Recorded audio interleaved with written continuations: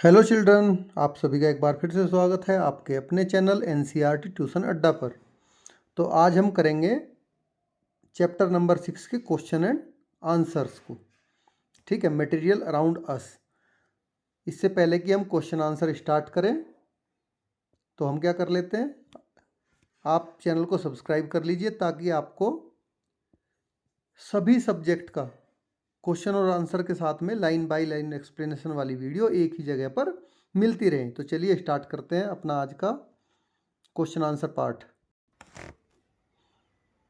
Late us enhance our learning. चलिए अपनी जो हमने पढ़ा है उसको आगे बढ़ाते हैं। Visit your kitchen and observe how your parents have organise various edibles.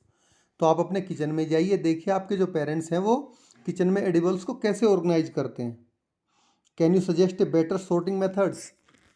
तो क्या आप उनको एक इससे भी अच्छा सॉर्टिंग का मेथड सजेस्ट कर सकते हैं। चलिए इसका आंसर लिखते हैं। Now in my kitchen edibles are kept together on shelves. ये सेल्फ का प्लूरल है। तो आप मेरी किचन में जो खाने पीने का सामान है वो सब कुछ एक साथ सेल्फ पे रखा रहता है। I can suggest a better sorting method as follows. तो मैं एक अच्छा सॉर्टिंग का मेथड सजेस्ट कर रहा हूँ उनको कि आप ऐसे इनको आइटम्स को इस ग्रुप में शॉर्ट करिए, जैसे सीरियल्स एंड पल्सेस। तो rice, wheat, dal etcetera kept in air tight jars. तो जितने भी सीरियल्स और पल्सेस हैं उनको आप एयर टाइट जार में रखिए, जैसे कि चावल हो गए, गेहूं हो गया, दाल हो गई, इस तरह के। Now come to spices. Turmeric, chilli powder, cumin etcetera kept in small labelled containers. क्योंकि ये बहुत ही कम कम मात्रा में यूज होते हैं। टर्मरिक हो गया, चिली पाउडर हो गया, क्यूमिन्स हो गया, बट डेली यूज होते हैं हर सब्जी में। तो इनको क्या करना है, इन पे लेबल लगा के और छोटे छोटे कंटेनर्स में रखना है। ऑयल्स एंड घी कहाँ रखना है, केप्ट इन बोटल्स और टीन्स सेपरेटली। क्योंकि घी में क्या होता है, उनमें चिकनाई होती है, तेल में और घी में। तो इनको थोड़ा अलग रखना है, बोतल में या टीन में।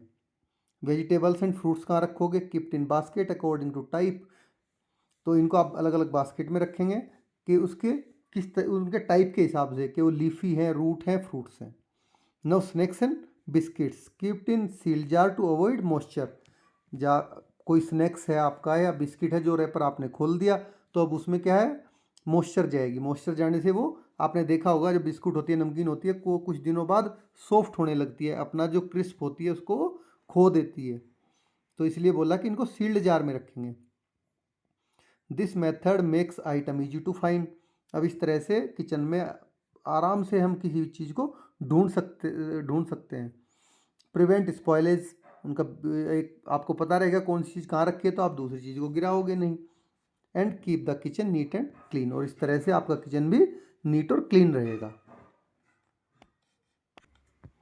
Now come to question number 2। Unscramble the letters in column 1 and match with their properties in column 2। तो कॉलम 1 में आपको क्या दिए गए हैं, अनस्क्रैम्बल्ड लेटर दिए गए हैं। यहाँ पे आपको उनसे वर्ड बनाना है, ठीक है, और उनकी प्रॉपर्टी बतानी है आपको यहाँ पे। तो चलिए, अनस्क्रैम्बल वर्ड क्या है ये, इससे बनेगा आपका मटेरियल, ठीक है। और इनको आपको अलाइन करना है। इसका बी ऑप्शन सही है, ऑक्यूपाई स्पेस एंड हैज मास। इससे बनेगा सोलूबल। सोलूबल क्या होते हैं, मिक्स कंप्लीटली इन वाटर, जो पानी में पूरी तरह घुल जाएं, ठीक है। अभी इससे क्या बनेगा, ट्रांसपेरेंट। ट्रांसपेरेंट आपने पढ़ा है कि object can be seen clearly through it. किसी भी ऑब्जेक्ट के हम आर पार जिसमें आसानी से बिल्कुल साफ देख सकते हैं उसको बोलते हैं ट्रांसपेरेंट। इससे हो गया लस्चर। लस्चर मतलब उसका चमक। तो ये क्या होती है, साइनी सरफेस, कि कितनी चमकदार उसकी किसी की सरफेस है। Now come to question number 3. The containers which are used to store materials in shops and at home are usually transparent. देखिए, जो घर पे और स्टोर में, शॉप्स में जो कंटेनर यूज किए जाते हैं सामान को रखने के लिए, वो कैसे यूज किए जाते हैं, जनरली ट्रांसपेरेंट, जिनके आर पार दिख सके। Give your reasons for this. अब आप इसके लिए आपको अपना रीजन देना है कि ट्रांसपेरेंट ही क्यों यूज करते हैं। Now transparent containers are used because we can easily see the contents inside without opening them. तो देखिए घर में हो या दुकान में हो, आपको बार बहुत सारे डब्बे होते हैं, बार बार डब्बा खोल के देखना ना पड़े कि किस डब्बे में क्या रखा है, इसलिए ट्रांसपेरेंट डब्बे यूज करते हैं हम, ट्रांसपेरेंट कंटेनर्स।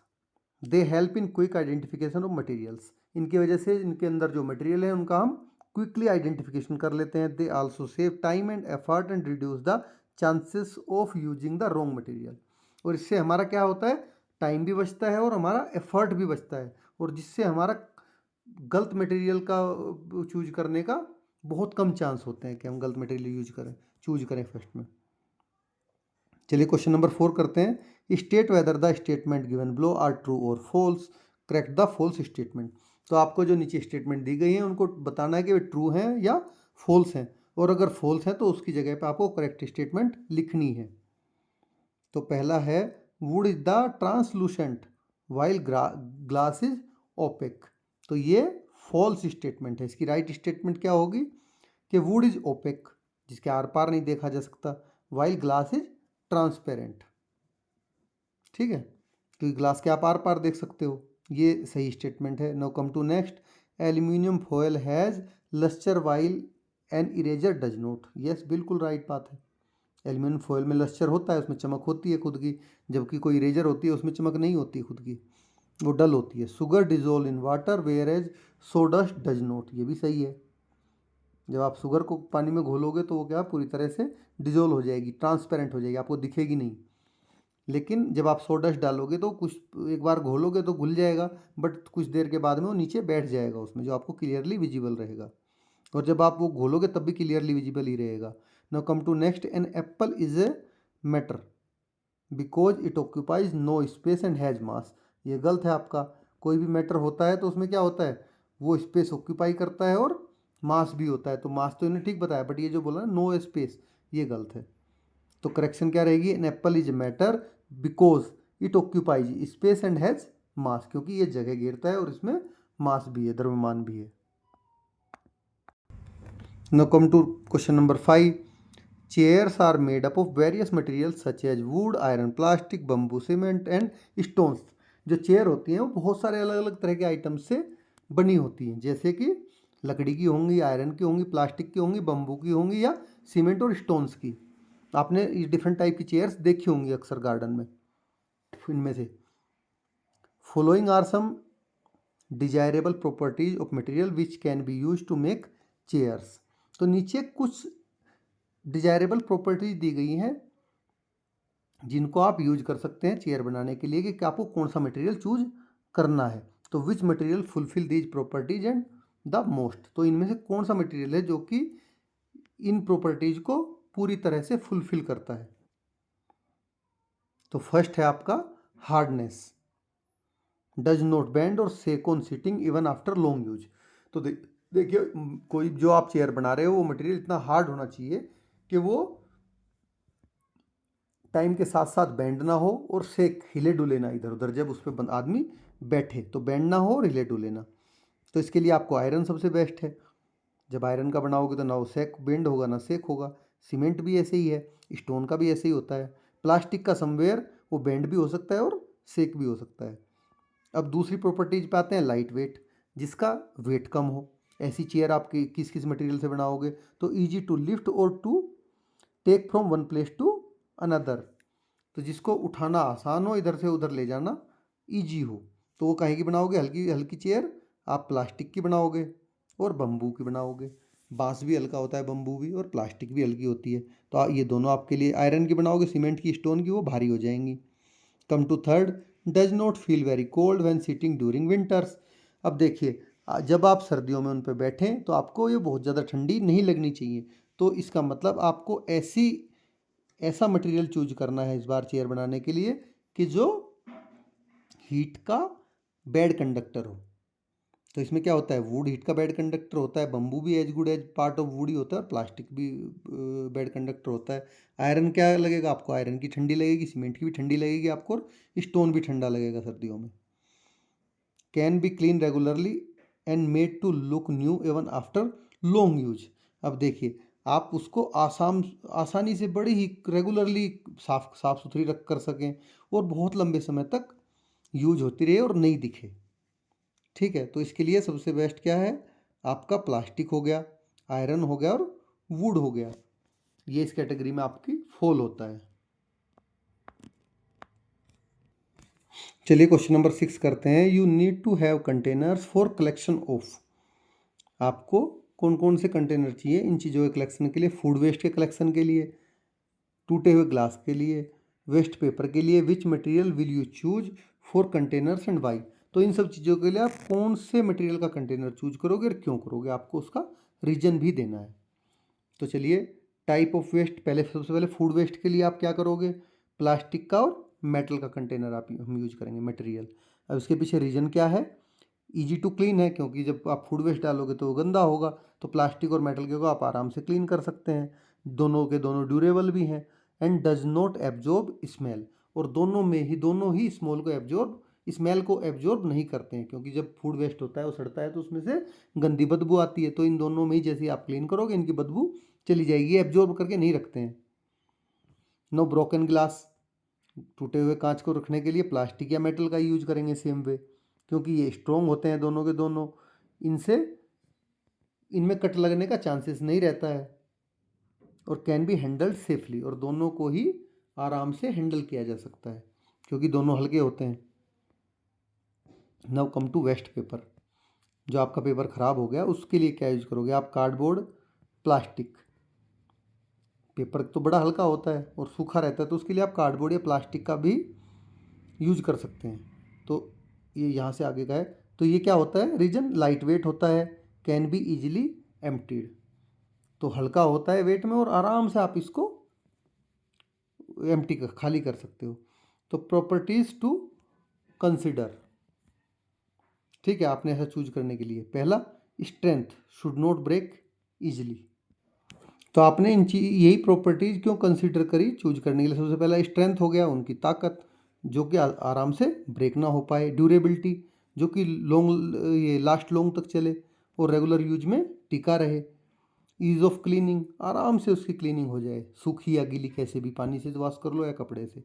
और safety, prevent injury when handling, और उसका सेफ्टी के लिए वो बड़ा ही अच्छा हो। ये आपके लिए एडिशनल है बताने के लिए कि आप किस किस प्रॉपर्टीज़ को कंसिडर करेंगे, कि ये प्रॉपर्टीज जब जो आप मटेरियल यूज कर रहे हो कंटेनर के लिए उसमें होनी चाहिए और उनका क्या पर्पज है। Now come to question number 7। Air is all around us but does not hinder us from seeing each other. देखिए, हवा हमारे सभी के चारों तरफ, सबके बीच में है, ठीक है, लेकिन ये कभी भी हिंड्रेंस मतलब अवरोधक नहीं बनती है हमें एक एक दूसरे को देखने में। Whereas if a wooden door comes in between, अगर हमारे बीच में एक वुडन डोर आ जाता है, we can not see each other, हम एक दूसरे को नहीं देख पाते हैं। इट इज़ बिकॉज एयर कैसी होती है? ट्रांसपेरेंट होती है, इसलिए, ठीक है, ये आएगा यहाँ पे transparent. And the wooden door कैसा होता है? ओपेक होता है। Choose the most appropriate option, तो बता दिए दोनों आपको। एक्सप्लेनेशन क्या है कि air is transparent, we can see through it. Air transparent है तो हम इसके आर पार देख सकते हैं। और wooden door is opaque, wooden door कैसा है? ओपेक है। तो इसमें 4 ऑप्शन आपको दिए गए हैं, फर्स्ट ऑप्शन सही है। We can not see through it, ये ओपेक है तो इसके आर पार हम नहीं देख सकते हैं। Now come to question number 8। Imagine you have 2 mysterious materials. अब आप इमेजिन करिए कि आपके पास 2 मिस्टीरियस मटेरियल हैं, उनके नाम है एक्स और Y. When you try to press material X it feels rigid and does not change its shape easily. जब आप इसको एक्स मटेरियल को प्रेस कर रहे हो तो ये क्या कर रहा है कि रिजिड, कठोर है, आप इसको, ये अपनी शेप आसानी से चेंज नहीं करता है।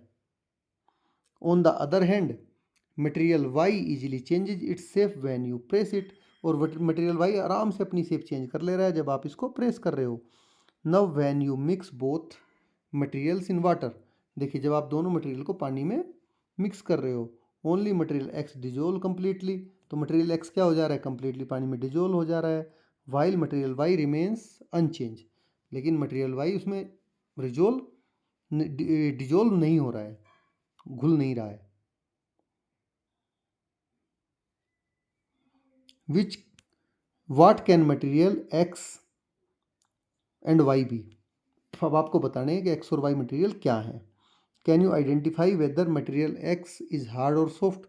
तो आपको ये भी आइडेंटिफाई करना है कि आप आइडेंटिफाई कर सकते हैं कि जो मटेरियल एक्स है वो हार्ड है या सॉफ्ट है।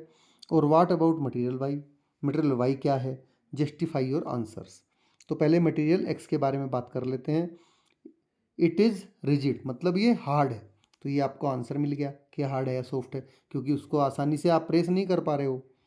और डिजोल्व इन वाटर, इसका मतलब ये क्या है, ये सोलूबल है जो मटेरियल एक्स है। एग्जाम्पल क्या है इसके, सोल्ट हो सकता है, शुगर हो सकती है, और दूसरे हार्ड सोलूबल सॉलिड्स हो सकते हैं जो कि पानी में घुल जाते हैं। अब मटेरियल वाई की बात करेंगे तो ये easily change shape, it is soft और फ्लेक्सिबल।